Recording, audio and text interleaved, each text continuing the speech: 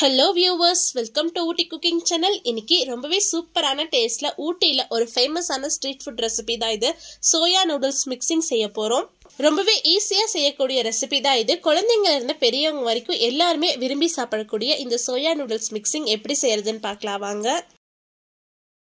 நான் 2 கப் அளவுக்கு சோயா எடுத்து வச்சிருக்கேன். இந்த சோயால நல்லா சூடா கொதிக்கிற தண்ணி ஊத்தி ஒரு 5 நிமிஷம் நல்லா ஊற வச்சு எடுத்துக்கலாம். ஒரு ஸ்பூன் வச்சு லைட்டா கலந்து விட்டுருங்க. ஒரு 5 நிமிஷம் சோயா தண்ணியில ஊறி வந்தாலே போதும். ரொம்ப சின்ன சின்ன சைஸ்ல இருக்க சோயா எடுக்க வேண்டாம், நல்லா பெரிய சைஸ் சோயாவை எடுத்துக்கோங்க. இந்த ரெசிபிக்கு அதுதான் ரொம்ப நல்லா இருக்கும். சோயா தண்ணியில நல்லா ஊறி வந்ததுக்கு அப்புறம் சோயால இருக்க தண்ணி எல்லாத்தையும் நல்லா புழிஞ்சு எடுத்துட்டு நார்மலான பச்சை தண்ணி ஊத்தி சோயாவை ஒரு தடவை நல்லா அலசி எடுத்துக்கோங்க.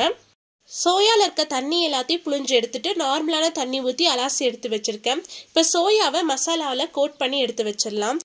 1 டேபிள் ஸ்பூன் அளவுக்கு மிளகாய் தூள் சேர்த்திருக்கேன். நான் நல்லா கலர் கிடைக்கணுங்கிறதுக்காக காஷ்மீரி மிளகாய் தூள் சேர்த்திருக்கேன். கூடவே தேவையான அளவு உப்பு சேர்த்துக்கோங்க. கூடவே 3 டேபிள் ஸ்பூன் அளவுக்கு கார்ன்ஃபிளவர் மாவு சேர்த்துக்கலாம். இது கூடவே 1 டேபிள் ஸ்பூன் அளவுக்கு இஞ்சி பூண்டு விழுது சேர்த்திருக்கேன். நான் ஃப்ரெஷ்ஷா உரல்ல இடிச்சு எடுத்திருக்கேன். இது எல்லாத்தையுமே நல்லா கலந்து விட்டுருங்க. மசாலா மாவு இது எல்லாமே சோயாவோட எல்லா பக்கமும் படுற மாதிரி ஈவனா கலந்து விட்டுருங்க. கலக்கும் போது தண்ணி எதுவும் சேர்க்க வேண்டாம். சோயாவை லைட்டா பிழிஞ்சு விட்டீங்கன்னா சோயால இருந்தே தண்ணி வரும். அந்த தண்ணியே சரியா இருக்கும். கடைகள்ல ஃபுட் கலர் சேர்த்துக்குவாங்க. நான் ஃபுட் கலருக்கு பதிலாக காஷ்மீரி மிளகாய் தூள் சேர்த்திருக்கேன். நீங்க ஃபுட் கலர் சேர்க்கறதுனாலும் சேர்த்துக்கலாம். சேர்த்துட்டு நல்லா கலந்து விட்டுருங்க. இந்த மசாலால சோயா ஒரு அரை மணி நேரமாச்சு ஊறி வரணும். அப்பதான் நம்ம எண்ணெயில பொரிச்சு எடுக்கும் போது ரொம்ப நல்லா டேஸ்டா இருக்கும். எண்ணெய் நல்லா சூடானதுக்கு அப்புறமா நம்ம மசாலால கோட் பண்ணி எடுத்து வச்சிருந்த சோயாவை உள்ள சேர்த்துக்கலாம். சேர்த்துட்டு எண்ணெயில நல்லா பொரிச்சு எடுத்துக்கோங்க. ரொம்ப அதிக நேரம் பொரிக்க தேவையில்லை. நம்ம சுடுதண்ணில ஊற வச்சனால சோயா நல்லா சாஃப்டா இருக்கும். லைட்டா மேல அந்த கிறிஸ்பினஸ் வர வரைக்கும் லைட்டா பொரிச்சு எடுத்தோம்னா போதும். ஒரு பக்கம் எண்ணெயில நல்லா பொரிஞ்சு செவந்து வந்ததுக்கு அப்புறமா திருப்பி போட்டு 2 பக்கமும் நல்லா செவந்து வர வரைக்கும் எண்ணெயில பொரிச்சு எடுத்துக்கலாம். அடுப்பை ஹை ஃப்ளேம்ல வச்சே பொரிச்சு எடுத்துக்கோங்க. சோயா எண்ணெயில பொரிஞ்சு நல்லா சூப்பரா ரெடி ஆயிடுச்சு. இதை எடுத்து வேற ஒரு பிளேட்ல மாத்தி வச்சிடலாம். மீதி இருக்க எல்லா சோயாவையும் அதே மாதிரி எண்ணெயில பொரிச்சு எடுத்து வச்சிடலாம். சோயாக்குன்னு தனியா எந்த ஒரு ஃபிளேவரும் கிடையாது. நம்ம எந்த மசாலாவோட கோட் பண்ணி வைக்கிறோமோ அந்த ஃபிளேவரை சோயா சீக்கிரமா அப்சர்வ் பண்ணிக்கும். அதனால மசாலாவில் குறைஞ்சது ஒரு அரை மணி நேரமாச்சு ஊற வச்சு எடுத்துக்கோங்க. அடுத்தது செல்லரியை யூஸ் பண்ணி ஒரு சிம்பிளான சூப் ஒன்று ரெடி பண்ணிடலாம். நான் இந்த மாதிரி ஒரு சின்ன சைஸ் செல்லரியை சின்ன சின்ன பீஸா கட் பண்ணி எடுத்து வச்சிருக்கேன். ரோட் சைட் கடைகளில் கொடுக்கக்கூடிய சோயா நூடுல்ஸோடைய டேஸ்ட்டுக்கு காரணமே இந்த செல்லரி தான். இந்த செல்லரியில பண்ணி வைக்கிற சூப் தான் அந்த திக்னஸ்க்கும் அந்த டேஸ்ட்டுக்கும் ஒரு முக்கியமான காரணம். இப்போ இந்த செல்லரி யூஸ் பண்ணி சூப் ரெடி பண்ணிடலாம். கடாயில 1 டீஸ்பூன் அளவுக்கு எண்ணெய் சேர்த்திருக்கேன். எண்ணெய் அதிகமா சேர்க்க வேண்டாம். இதுல ஒரு பெரிய வெங்காயத்தை சின்ன சின்னதா கட் பண்ணி எடுத்திருக்கேன். இந்த வெங்காயம் லைட்டா வதங்கி வரட்டும். ரொம்ப பொன்னிறமா வதங்கணும்னு அவசியம் இல்லை. ஒரு 50% வதங்கி வந்தாலே போதும். வெங்காயம் நல்லா வதங்கி வந்ததும் இதுல நம்ம கட் பண்ணி எடுத்து வச்சிருந்த செல்லரியை சேர்த்துக்கலாம். செல்லரியும் இந்த எண்ணெயில ஒரு 2-3 நிமிஷம் நல்லா வதங்கி வரணும். செல்லரி நல்லா வதங்கி வந்ததும் இதுல 2 கப் அளவுக்கு தண்ணி சேர்த்துக்கலாம். இது கூடவே தேவையான அளவு உப்பு சேர்த்துட்டு நல்லா கலந்து விட்டுருங்க. தண்ணி நல்லா கொதிச்சு வரணும். இந்த செல்லரி நல்லா சாஃப்ட் ஆகிற வரைக்கும் நல்லா வெந்து வரணும். மூடி வச்சு ஒரு 5 நிமிஷம் வேக வச்சு எடுத்துக்கலாம். செல்லரி நல்லா குக்காய் வந்ததுக்கு அப்புறம் இதுல 1 டீஸ்பூன் அளவுக்கு பெப்பர் பவுடர் சேர்த்துட்டு நல்லா கலந்து விட்டுட்டு அடுப்பை ஆஃப் பண்ணிருங்க. அவ்வளவுதான், சூப்பு ரெடி ஆயிடுச்சு. இது ஆறுனதுக்கு அப்புறமா நல்லா திக்னஸ் ஆயிடும். அதுக்குள்ள நாம நூடுல்ஸ் வேக வச்சு எடுத்துக்கலாம். கடாயில 2 கப் அளவுக்கு தண்ணி சேர்த்திருக்கேன். இது கூடவே 1 டீஸ்பூன் அளவுக்கு எண்ணெயும் தேவையான அளவு உப்பு சேர்த்துட்டு நல்லா கலந்து விட்டுறலாம். தண்ணி நல்லா கொதிச்சு வந்ததுக்கு அப்புறமா இதுல நூடுல்ஸ் சேர்த்துக்கலாம். நான் 1 கப் நூடுல்ஸ், அதாவது மேகி பேக்கெட் இருக்கு இல்லைங்களா, அதை தான் உடச்சு எடுத்து வச்சிருக்கேன். இதை சேர்த்துட்டு நல்லா கலந்து விட்டுருங்க. நான் மேகி நூடுல்ஸ் எடுத்துருக்கேன். நீங்க உங்களுக்கு எந்த நூடுல்ஸ் விருப்பமோ அந்த நூடுல்ஸ் எடுத்துக்கோங்க. நூடுல்ஸ் ரொம்ப சாஃப்டா வெந்து வந்துடக்கூடாது. தண்ணியில சேர்த்து ஒரு 2 நிமிஷத்துலயே அடுப்பு ஆஃப் பண்ணிடலாம். அதாவது ஒரு 80% வெந்து வந்தாலே போதும். வெந்ததுக்கு அப்புறம் நூடுல்ஸ் இருக்க தண்ணி எல்லாத்தையும் வடிகட்டிட்டு நூடுல்ஸை மட்டும் எடுத்து வச்சிருங்க.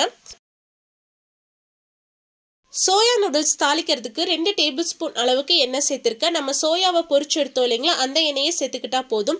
இது கூடவே ஒரு பெரிய வெங்காயத்தை சின்ன சின்ன கியூப்ஸா கட் பண்ணி எடுத்திருக்கேன், அதை சேர்த்துக்கலாம். கூடவே ஒரு கேப்சிகமையும் சின்ன சின்ன கியூப்ஸா கட் பண்ணி எடுத்திருக்கேன், இதையும் சேர்த்துட்டு இது எல்லாத்தையுமே நல்லா வதக்கி விட்டுறலாம். ரொம்ப சாஃப்ட் ஆகிற வரைக்கும் வதக்கி எடுத்துடக்கூடாது, லைட்டா அந்த கிரன்ச்சினஸ் இருக்கிற மாதிரி வதக்கி எடுத்துக்கோங்க. அடுப்பை ஹை ஃப்ளேம்ல வச்சு வதக்கி விடுங்க. வெங்காயமும் கேப்சிகமும் ஒரு 50% வதங்கி வந்தாலே போதும்.